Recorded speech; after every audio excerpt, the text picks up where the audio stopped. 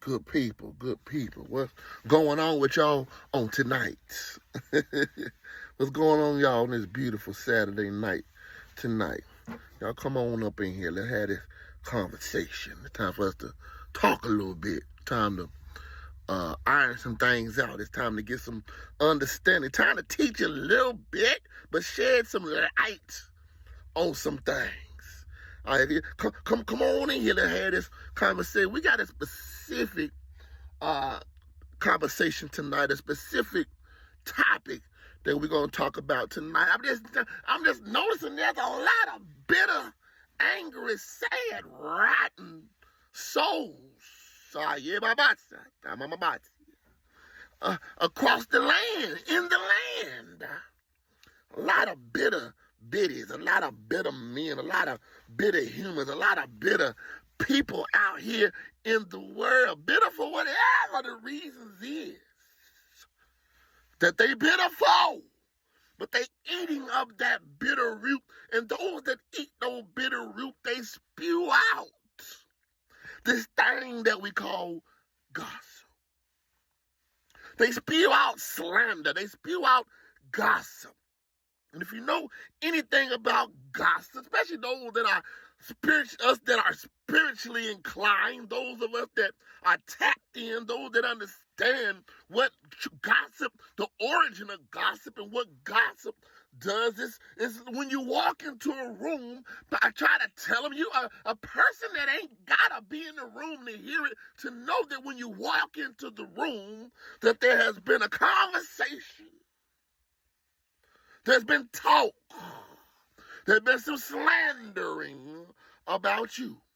Because they say that the writing's on the wall. Yeah, I've walked into many rooms in my life, and I could feel the energy. Because the Bible says that life and death is in the power of the tongue. Yeah,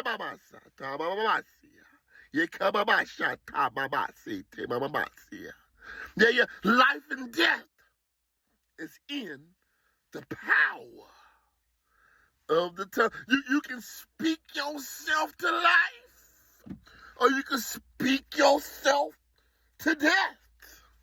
But something about bitter people, jealous, envious people, angry, hurt, miserable people, they seem they can't help themselves because they scared to look in the mirror, turn it around, and look at oneself and go deeper within oneself to find out or to excavate that hurt, that pain, the root cause why they bitter.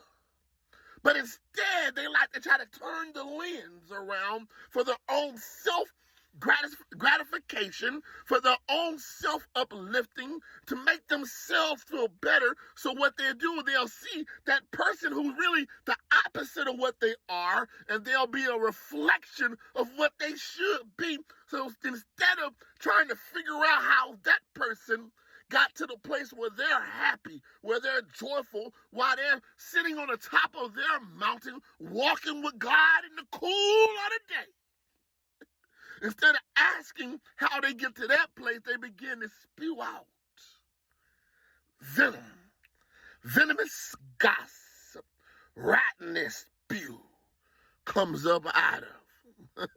Yeah, that's what gossip is. It says that life and death is in the power of the tongue. I met this old country preacher years ago when I first started chasing after the things of God and trying to find out who I was, other than who I thought I was. I met this he was one of my customers, and I used to dress him up. He would come in overalls. Old man, he had to have been in his 70s, mid to late 70s. One of the most articulate human beings I've ever met in my life. And he dropped so much wisdom on me when he would come in, every time he would come in and buy him a suit so he can preach and do his thing on Sunday, whatever, at the church he is, down in the country, in the woods. but he was definitely an old country man, but he was one of the most articulate men I've ever met, and he was full of wisdom. And he told me, he said, Brother Harlan, he said, you got to understand, you got to be equipped. You got to understand that you're dealing with the most treacherous species on the planet, the human being. That was one of the things, many things that he told me, but that was the one that always stayed stuck with me. Me, especially early in my walk, when I first gave my life to God, I began this pursuit of purpose, this pursuit of God. I was on my kumbaya in those days, not knowing that Yeshua was a representation of the lamb and the lion. I was just a lamb in them days. Everybody was good to me. Everybody inside the four walls of the church was good. And because everybody was chasing after God, sitting in the same seats with me on Sunday, on Wednesday, that we all were good people. And I had to learn along the way that everybody that seemed Lord, that says Lord, Lord, don't belong to the Lord. Yeah. I had to find out along the way, but in those days, the old country preacher told me you're dealing with the most treacherous people, the most treacherous species on the planet, the human being. And it wasn't always necessarily those outside of the four walls as much as it was the ones on the inside of the four walls. Yeah. And so I learned that those people that spit this bitter root out, these treacherous words of gossip, because they're unhappy with their self, unhappy with their own existence, unhappy with their own choices, unhappy with their own trajectory of life, unhappy with their love life, unhappy with their purpose, unhappy and discontent by where they are in that moment. I realized that they like to project. I found out that when they're scared to look in the mirror and see this monster that they created, they'd rather look at this mirror who you are, with the mirror to them, and begin to project and spew out cancerous gossip. Gossip. I had a situation because I've been on my mountain. I've learned to stay in a high place, as the man of God used to say back in the day. He said, Harlan, whatever you do, stay in a high place. And he used to say that all the time, and I used to always be like, okay, all right, whatever. And as I began to learn about the things of God, I began to eat that word, eat that word, eat that word, eat that word, eat it, eat it. I read it backwards and forth. I found a place in the Bible where Moses went to the top of the mountain. We all know the story when Moses went to the top to get the 10 Commandments, where he wrote on the bricks.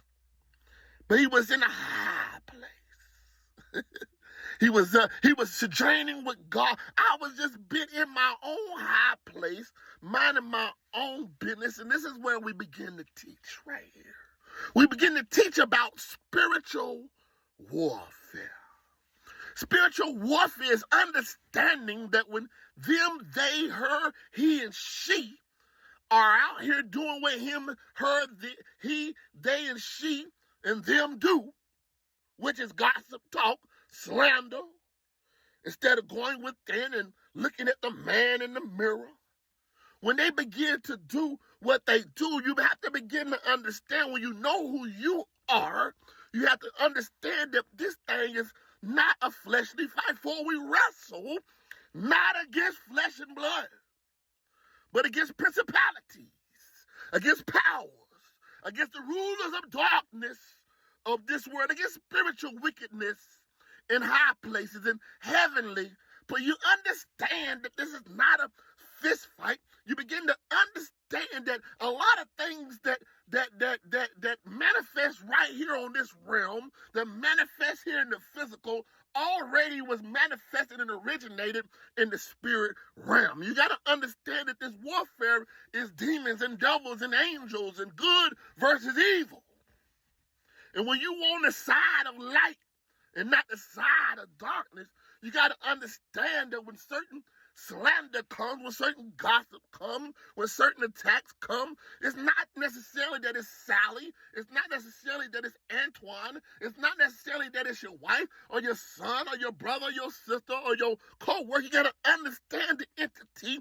You got to understand the spirit that's behind the eyes of that person that's being worked, that's being made a fool of, that's being puppeteered into gossiping, into slander, into doing something to get trying their best to get you off your mountain. Because at that high place, things happen. Joy comes in the high place. Happiness is in the high place.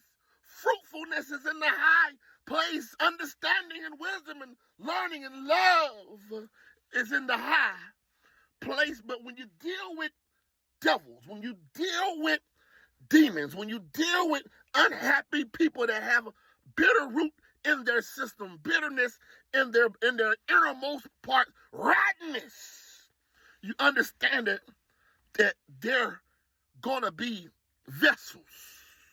They're gonna be used, the dark side, to get you off your light side, to get you off balance, to get you off your mountain.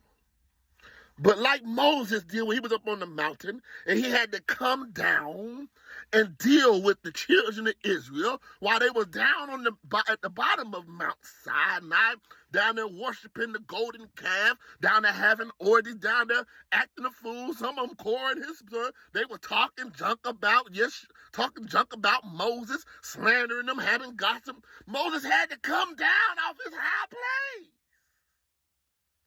And when he came down from his high place, he had to set the record straight.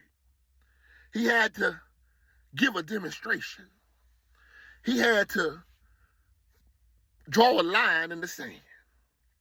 And so when he drew that line, he said, those that are for God, those that are for us, you all come on this side. Those that aren't, that are opposed, those of you that like to gossip and slander and do what you do, y'all stay over there.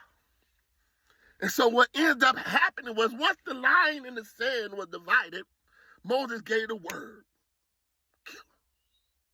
And so that was what he did. They went to war. They killed everybody that made Moses come down off his high place, made him come down for walking in the cool of the day with God, and brought him out of the presence of the Most High God, that brought him down because of their mess and because of what was on the inside of them that they did not like, that they tried to project on. They killed them. I'm here to tell y'all today that for we wrestle not against flesh and blood, but against principalities, against powers, against the rulers of darkness of this world. Why he said be in the world, but not of the world. I have not been of the world in a long, long time. Definitely not at this moment in time. But we come against spiritual wickedness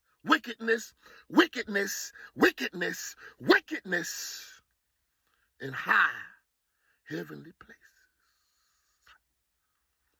Had to school somebody here recently because they brought to me something that someone said to them that they think pertaining to me.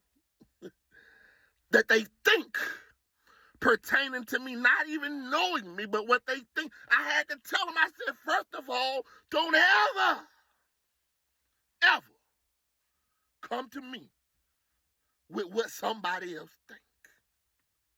Don't ever bring to me what somebody thinks. Unless we ain't talking about some money, talking about building, talking about empowerment, talking about righteousness, talking about uplifting, talking about healing, love, knowledge and wisdom, growth. If we're not talking, I don't give a damn what anybody think. To the aspect that I won't even acknowledge what this person said that they thought.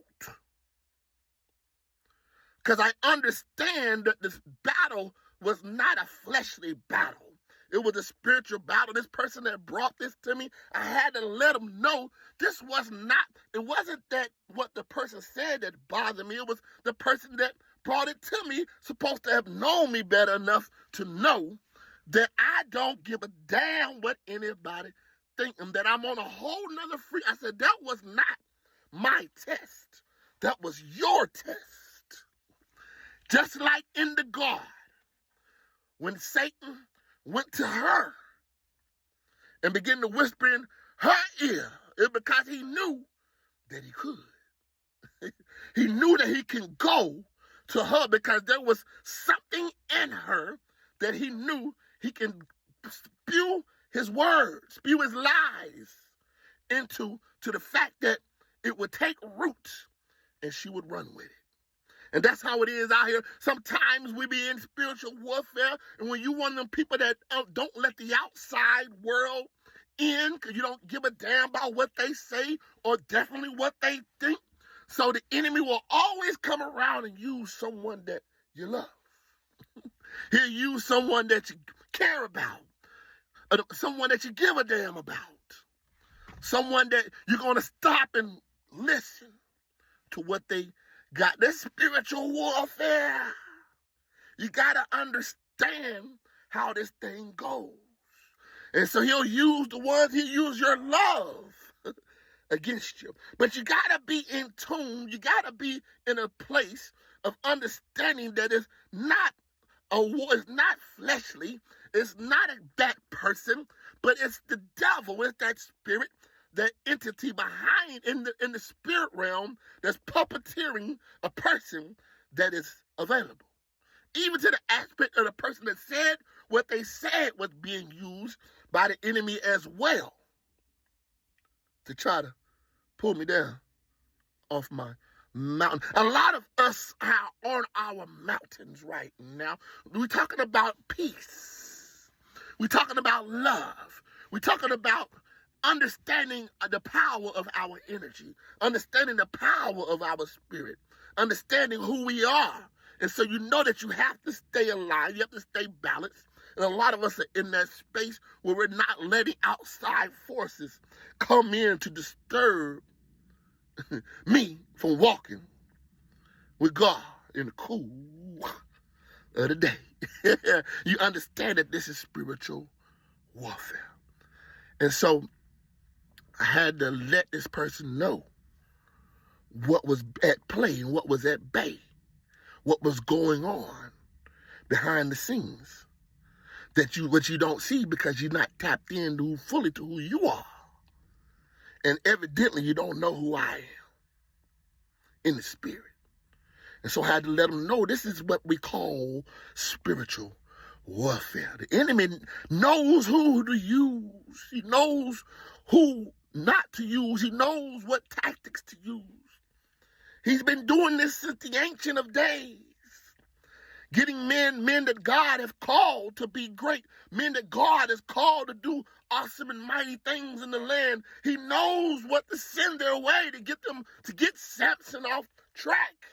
He knows what to send their way to get David off track. He knows what to send their way to try to get Jesus, Yeshua. He knows who to use. He knows to use Delilah. He knows to use Jezebel. He knows to use your brothers and your sisters, aunties, nieces, uncles, family. He knows who to use, those that aren't in that space, that have that thing in them where he taps into and he begins to do what he do, what he been doing. Because it said that he roams the earth like a roaring lion, seeking whom he may devour. Seeking, finding that space that he can enter in so that he can get you off track from ever becoming who you're supposed to be. To stop your blessings from coming in because you begin to harden your heart. You begin to close up your heart, close your mind. Instead of focusing on life, you begin to focus on death. You begin to focus on the things that are not of God. Begin to focus on the things that don't matter when you was on a space, in a place where you were headed in the trajectory down the yellow brick road to the end, to the land flowing milk and honey. But all of a sudden, here comes these Korah and his sons with this gossip and this slander.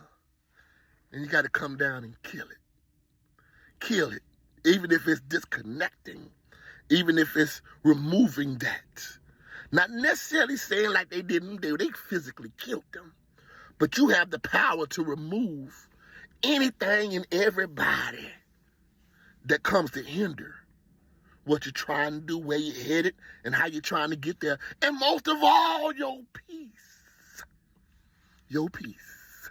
So yeah, for we wrestle not against flesh and blood, but against powers, principalities, powers, the rulers of darkness in this world, against spiritual wickedness in high and heavenly. You heard that? And spiritual wickedness in heavenly places. Yeah. But it said that Elijah prayed. Was it Elijah? Was it Daniel? I can't remember. But it said that he prayed, but it was 21 days before the prayer was answered, because in the spiritual realm, the angel was going to war in battle. Because it had to manifest in the spirit realm first, in the heavenly place first, before it actually it manifested right here in the physical. Come on. That's why when you sow certain seeds, like those that gossip, those that are bitter on the inside, that judge with their gossip, you gotta understand and you gotta know that judgment you'll sit in. Judgment will be upon yourself from the words, the rottenness, venomous words that spew out your soul, that try to spew onto other men and women. You gotta know that if you think you rotten now it's the smell of death and rottenness because of the judgment that you placed upon yourself. Because you spoke death when you conjured up that spell. When you conjured up those words. With that witchcraft coming up out of you. You got to know that there is a cause and effect. Not for the one that you're speaking it on, but those that are speaking it. Judgment will be your own portion while you assuming and spreading gossip and slander and venomous treacherousness into the atmosphere. Yeah. We just talking about spiritual warfare today. We just teaching a little bit tonight. We just shedding some light on some things. We just getting some understanding on tonight about spiritual warfare and just one of the weapons that the enemy uses called gossip. If you are a gossiper, and you know who you is, because some of y'all been gossipers your whole life. Your mama taught you how to gossip. Your dad, I don't know about your daddies. Your daddies, but they MIA. We already know they ain't taught you how to gossip. They taught you other stuff. But your mama taught you how to gossip. Your aunt, your family done taught you how. Some of y'all daddies is gossipers too.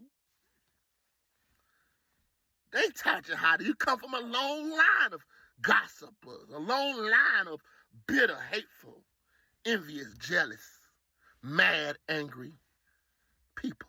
It's just who you are. You want to Korah and his sons. And if you know anything about Korah and his sons, there is not one person on this planet that has his blood in them.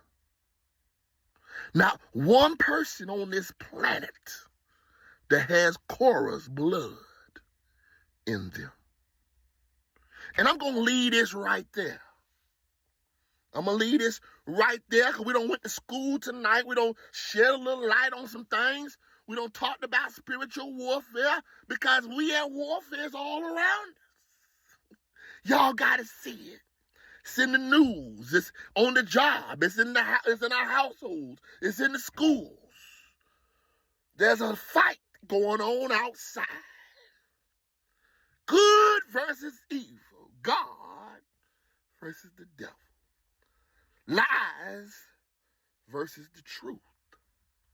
It's everywhere. And so we don't went to school tonight. Y'all have y'all the most pleasant night tonight. God bless those that are putting their hand to the plow in righteousness. But those that like to spew gossip and that says that the tongue is the most treacherous member of the body. It'll betray you. But those that spit gossip, just know that your tongue will betray you at a due time. Good night.